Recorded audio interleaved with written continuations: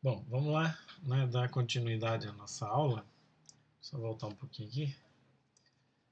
Bom, então a gente finalizou a aula 16, né, falando sobre abrir arquivo, né, load txt.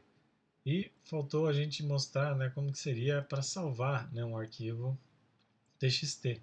No caso aqui a gente vai usar o np.save.txt, né? E aí, dentro, né, dessa opção, a gente tem vários argumentos que a gente pode introduzir, né? Por exemplo, o file name, obviamente, é um argumento necessário, né? Como que eu vou salvar um arquivo sem dar um nome para ele, né? E a outra coisa, né, é o que eu vou colocar dentro dele, né? Bom, e aí eu posso ter outras opções, como delimitador, né, nova linha, né, cabeçalho, né, rodapé, enfim, comentários. Tem várias opções que a gente pode utilizar usando o save.txt, né? Isso é muito importante, é bem simples, mas também é muito usado, na verdade, né? Então, para isso, vamos usar um exemplo 6.8, que fala do decaimento radioativo, né? Então, uma maneira de simular esse processo é considerar um período de tempo, né, dividido entre os intervalos ΔT, tesão, né, com um delta tesão muito menor do que tal, né, e tal é chamado de tempo de vida média, né, o tempo de vida. E se eu escrever t meio dividido por ln de 2, né, onde t meio é chamado de tempo de vida média do decaimento, né. Então, nesse sentido, a probabilidade que o núcleo decai, né, no certo intervalo de tempo vai ser delta tzinho por tal, ok? Bom, a gente pode explorar, né, posteriormente, né, os detalhes desse exemplo, pois está tudo escrito aqui com detalhes, né? Então, basicamente, a gente vai criar uma função, né, decaimento, né, praticamente, e essa função, então, vai estar calculando, né, esse decaimento conforme aquela equação, né? Aqui vai definir a densidade, a probabilidade, né, de ocorrer um decaimento, e depois ele faz uma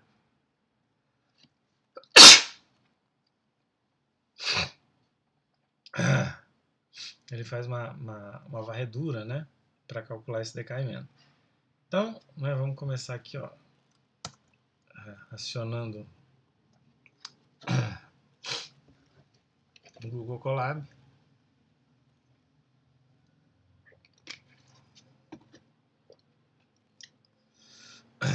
Espero que... Deixa eu só mudar a rede aqui, meu Deus do céu. Ok. Vamos ver se rodou.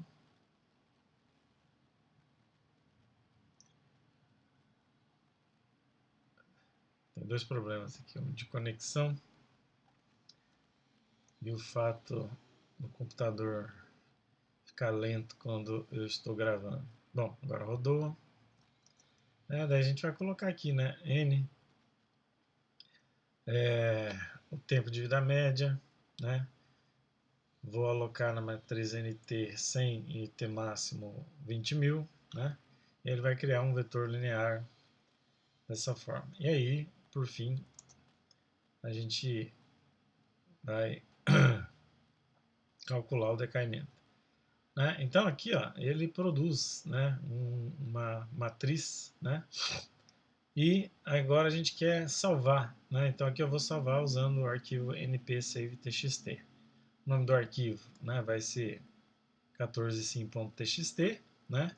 E ele vai operar, né, vai construir esse arquivo com base no np hstake, né? E aí o delimitador vai ser a vírgula para separar as funções, e o cabeçalho eu vou escrever simulação de decaimento radioativo, né, do núcleo 14C, né, do carbono 14. As colunas são os tempos seguidos dos decaimentos, né? E aí a gente vai salvar então. Antes de eu mostrar, né, o salvamento, vou mostrar o arquivo aqui do lado. Então, se eu abrir o arquivo aqui, ele vai mostrar ali do lado, né, o arquivo do decaimento, né? E aí está, né, bem separadinho com o cabeçalho e as informações necessárias, né? Então é mais ou menos isso, né? E aí eu posso explorar ainda, né? Eu posso carregar esse arquivo, né? Na hora que eu carrego o arquivo, veja que ele ignora o cabeçalho. Então a primeira linha do arquivo já são os dados numéricos, né? E a única informação que eu tive que dizer é que o delimitador, ou seja, o separador entre dois números, é a vírgula, certo? Poderia ser um tab, um espaço simples, enfim. E aí, né, se eu posso fazer isso direto rodando a função, né, decaimento, né?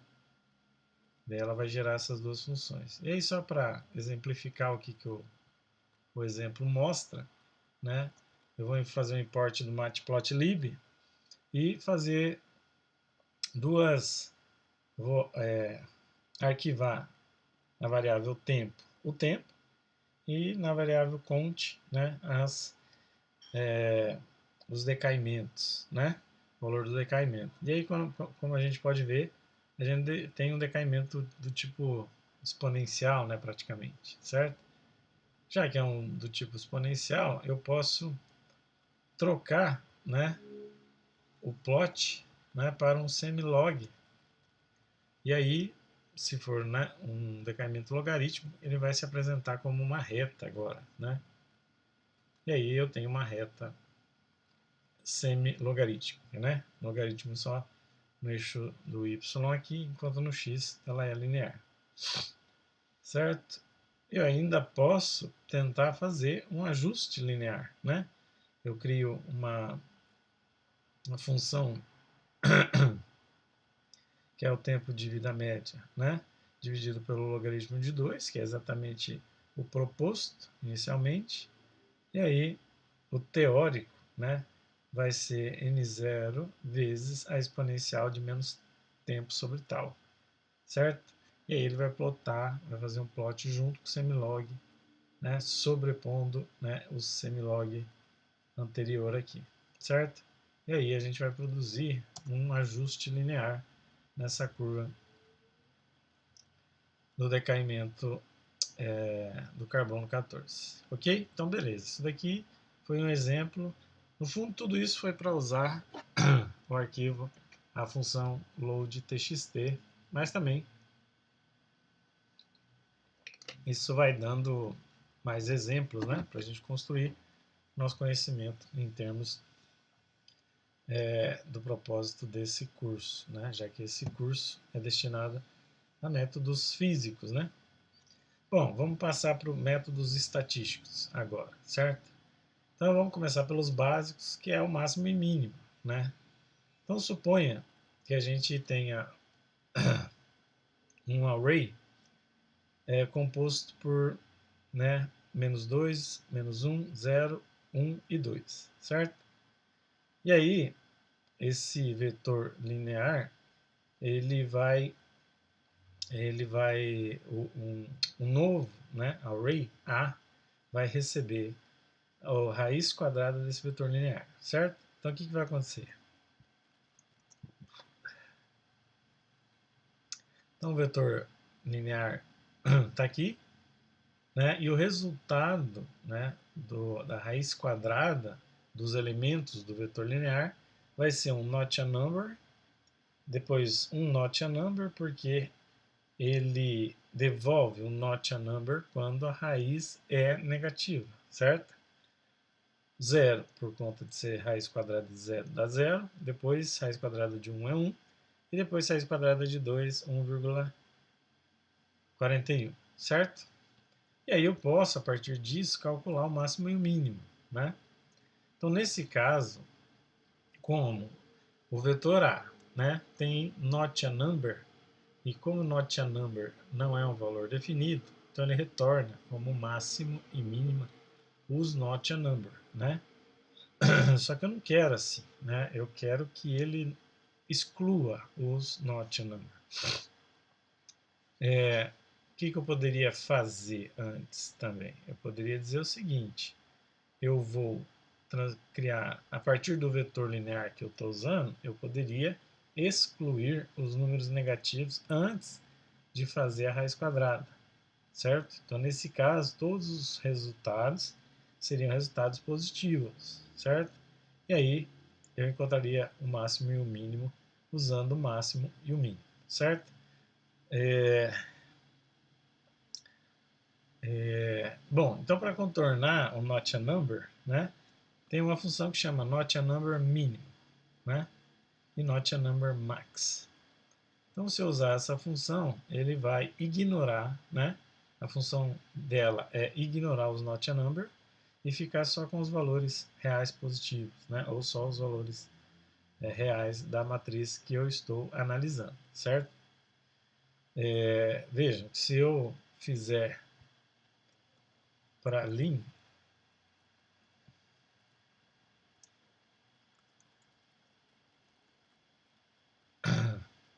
ele vai me retornar menos 2, que era o primeiro elemento da matriz linear, e depois 2, que era o maior elemento da matriz linear. Então ele funciona para números negativos. Só que nesse caso, eu estou analisando um vetor, que é o A, ou um array, que contém not a numbers, né? Então, se eu quiser fugir, né, desse problema, eu posso usar essa função. Aí, é interessante, muitas vezes é interessante a gente calcular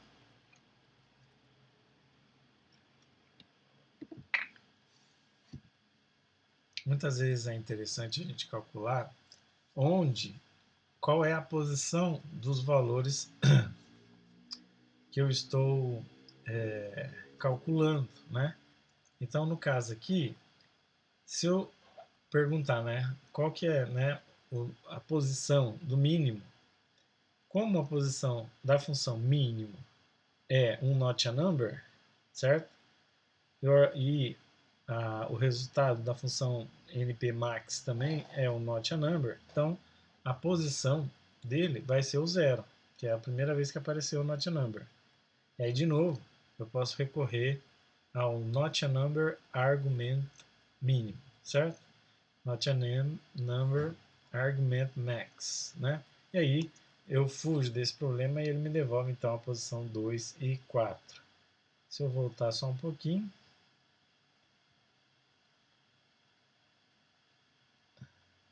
cadê?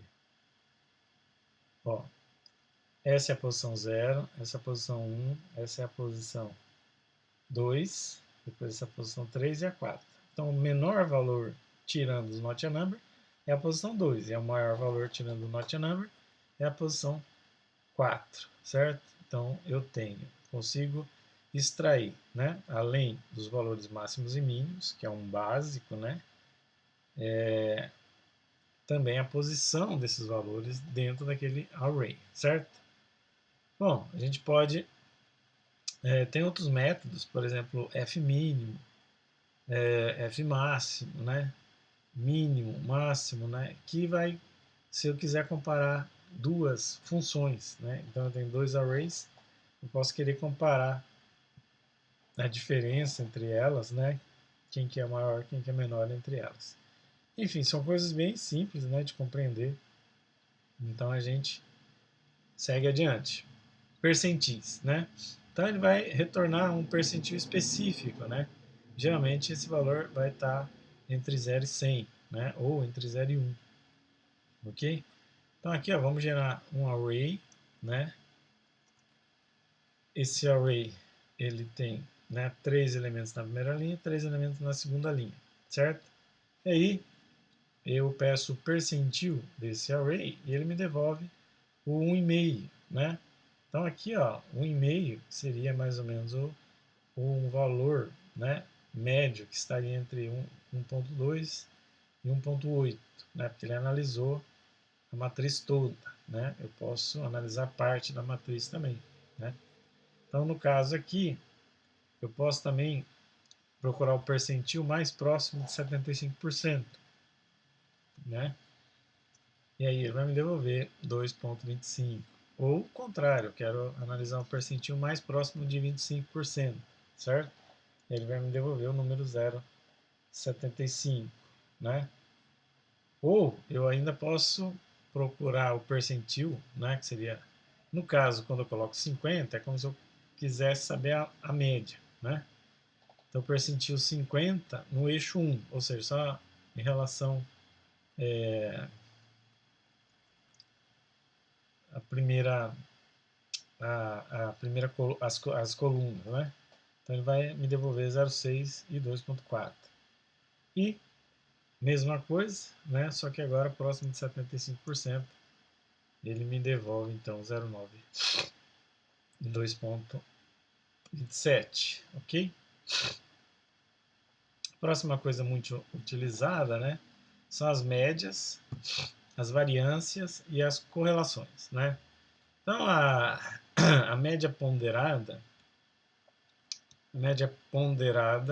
simples, né, seria somar, como por exemplo a nota, né? Eu somo as duas ou três ou quatro notas que o aluno tira. Se os pesos são iguais, eu divido pelo número de provas, né? Caso contrário, eu tenho que dar pesos, né? Que seria os Ws, o W, né? Então, o valor, a média ponderada, no fundo é a soma do produto do peso vezes, no caso, a nota, né? Dividido pelo número pelo peso total, certo? Ok. Então aqui, ó, vamos usar como exemplo esse array 1, 4, 9, 16. Eu vou pedir a média, né? Então a média vai ser 7,5, né? No caso aqui, a média simples, né? Aí eu posso pedir a mediana, né? Lembra que a média é diferente da mediana. Mediana é o número que está à metade, ao meio do caminho, né? Da maior e menor valor. E o valor médio é a soma dividido pelo número de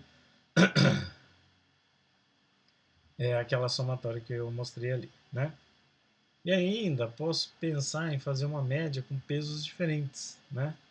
Suponha que a primeira nota tem peso 0, a segunda tem peso 3, a terceira tem peso 1 e a quarta tem peso 0. E aí eu vou executar sobre x, ou seja, sobre 1, 4, 9, 16, essa média, né? Então, como tem peso 3, né, ele vai multiplicar 3 vezes 4 mais 9, já que a primeira nota tem peso 0, então fica 0 mais 12 mais 9 mais 0, dividido pela soma, né, pelas 4. Isso vai dar 5,25, né? Ok? Acho que é bem clara, só que é bastante útil também. Quando os pesos são iguais, vai voltar a mediana clássica que a gente já calculou, né? Então, não colocar os pesos significa que os pesos são iguais, ok? Então, vamos lá. Desvio padrão e variância, né? O desvio padrão também é algo bastante utilizado, né? Na análise estatística, né? Então, praticamente, a gente está falando da parte de estatística bem básica, né? Então, o desvio padrão, né? Ele pode ser pensado assim, ó, como sendo, né? O produto de 1 sobre n vezes a somatória do xi menos o x médio elevado ao quadrado, né? E se eu quiser o desvio padrão corrigido, né, eu faço 1 sobre a raiz, né, quadrada de 1 sobre n menos delta, né? E aí ele leva em consideração o grau de liberdade em uma amostra, né? No caso de uma sequência simples de amostra, né? Então, eu posso considerar o delta igual a zero, né? Bom, então vamos lá. Eu vou criar um array 1, 2, 3, 4 e vou procurar pelo desvio padrão, né? E esse desvio padrão vai me retornar 1,11, ok? Bom, eu ainda posso, né, fazer o desvio padrão usando né, diferencial, ou seja, o segundo, né, de desvio padrão, que seria esse daqui, só o sigma, né, o desvio padrão corrigido, ele vai dar 1,29, ok? É, e aí eu posso também, né, nessa mesma pegada, né, calcular o desvio padrão ignorando os números,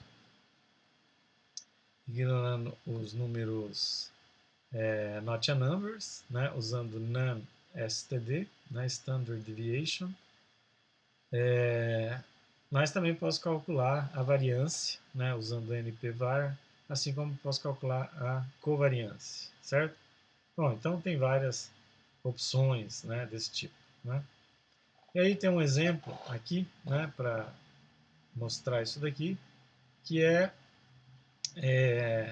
a coleção de dados, né, deixa eu só lembrar aqui, é de pressão e temperatura, né, de uma certa universidade, que ela coletou, né, durante uma centena de anos aí, e aí isso daí está disponível no site, né, dessa universidade, e a gente mostra, né, para calcular o coeficiente de correlação, né? Ah, tá. Obviamente, né, esse, esse arquivo não está aqui dentro. Vamos ver.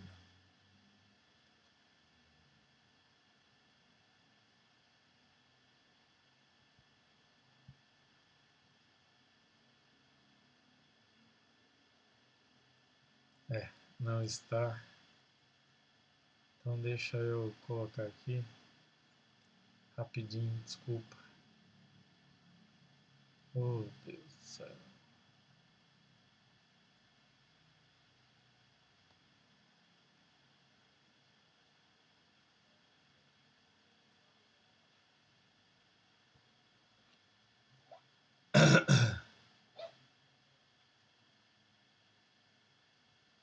Vamos ver.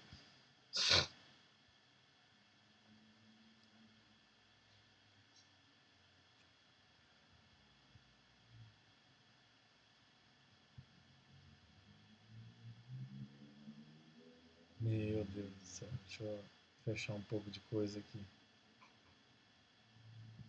para ver se ele melhora. Desculpa, hein? Deu uma travada aqui. Vamos ver se ele vai. Já salvou, ele vai dar mesmo aí.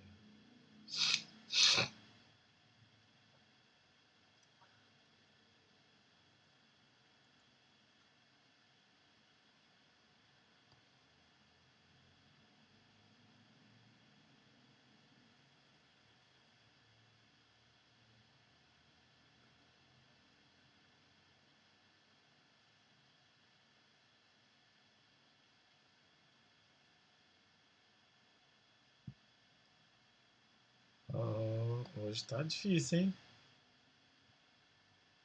Jesus amado.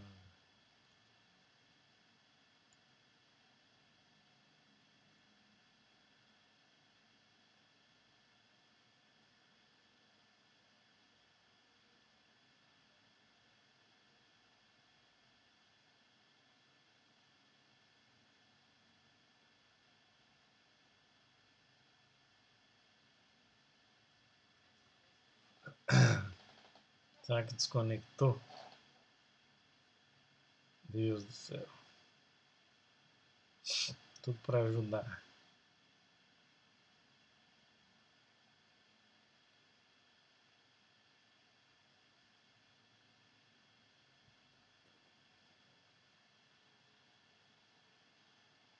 Trocar de rede para ver se ele quebra.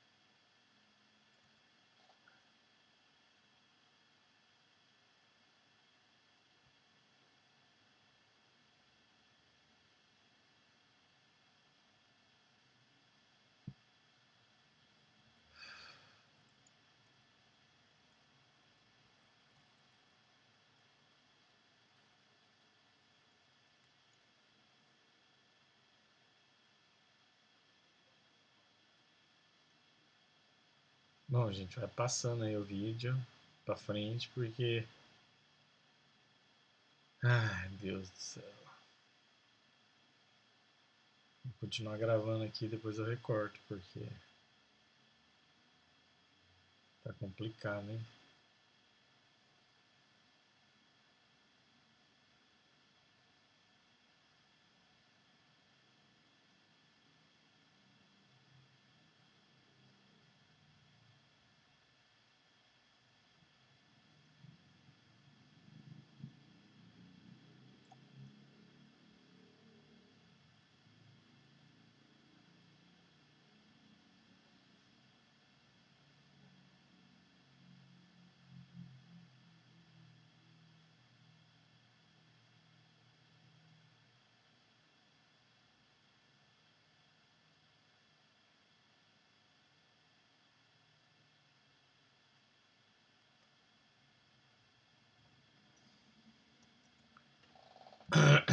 Vamos ver. Oh, tá aqui enfim, né? Tá aqui enfim. Bom, salvei o arquivo, baixou, né? E aí, um gráfico de coeficiente de correlação, né? Calculando, usando uma das funções que a gente usou agora há pouco, né? Bom, vamos passar para o item seguinte, né? Que seria histogramas, né? Bom, os histogramas nada mais é do que você fatiar um conjunto de dados em caixinhas, né? Suponha que você tenha um monte, né? Eu posso pensar como se fosse miçanga, não é? Eu tenho uma caixa de miçangas usadas, né? E elas estão todas misturadas, né? Aí eu pego várias caixinhas de fósforo e aí eu vou começar a separar as minhas miçangas. Então as branquinhas vai na caixinha 1, as vermelhinhas na caixinha 2, aquelas que têm formato de coração na caixinha 3. E aí depois eu vou calcular, né? Ou melhor, eu vou mostrar num gráfico quantas tem em cada caixinha. Então basicamente esse é o histograma. Num arquivo linear, é como se eu quisesse saber, ó, de 0 a 20 quantos tem, de 20 a 40 quantos tem, de 40 a 60 quantos tem, e assim por diante. Então aqui, ó, marks, né? Eu gerei um array meio aleatório, né, com esses números aqui, e aí eu vou criar o histograma desses números separando de 20 em 20, né? Então as janelinhas, né, seriam de 20 em 20. Então ele me deu, ó, entre 0 e 20 só tem o 12, né? Não tem mais nenhum número entre 0 e 20. Entre 20 e 40 eu tenho o 23 e o 30. Então eu tenho 2 e assim por diante, né? E aí, para ficar mais bonitinho, eu posso mostrar num gráfico, né, essa distribuição na forma de histograma, né? Então aqui ele mostrou de 20 a 40, 2, de 40 a 60, 3, de 60 a 80, 5 e de 80 a 100, 1 de novo, certo? Bom, e aí eu posso usar, né, esse problema aqui, ó. Então ele falou aqui, ó, as alturas, né, em centímetros de uma amostra de 1.000 homens adultos e 1.000 mulheres de uma determinada população são coletadas nos arquivos EZ, né, Family Male, né, alturas, e o outro Family alturas, TXT, né? Então, o que eu vou fazer? Eu vou ler esses dados e fazer um gráfico de histograma para ver como que ficaria, né? Vamos ver, né, novamente esses dois arquivos não estão aqui dentro, deveriam estar. Então, de novo, vamos ter que carregar logo os três aqui, porque eu não lembro qual que era.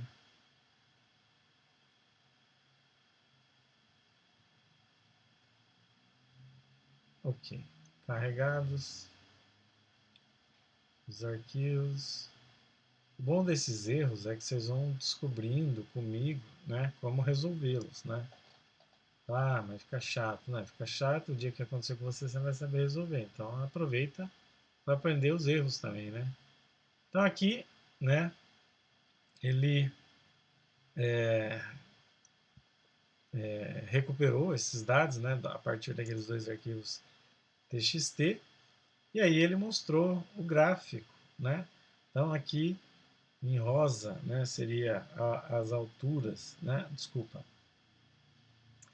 dos homens, né? Ah, desculpa, em rosa, exatamente. A altura, né, das